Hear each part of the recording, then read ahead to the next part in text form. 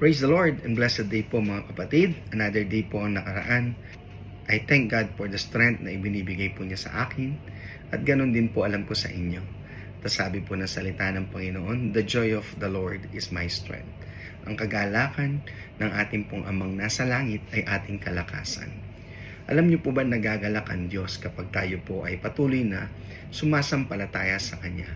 Sabi po sa Bible, it is impossible to please God without faith.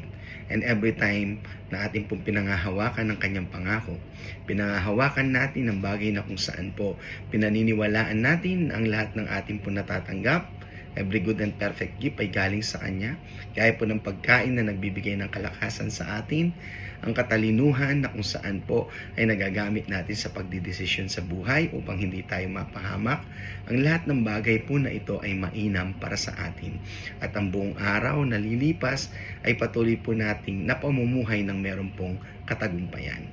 Kaya po masaya ako sa araw na lumipas. It's a fruitful day, though I miss my family, but I thank God for the protection and I thank God for the strength. So sana ganun din po sa inyo, sa inyong bawat pamilya na ating pong ma-appreciate ang kagalakan ng Diyos ay ating pong kalakasan. God bless.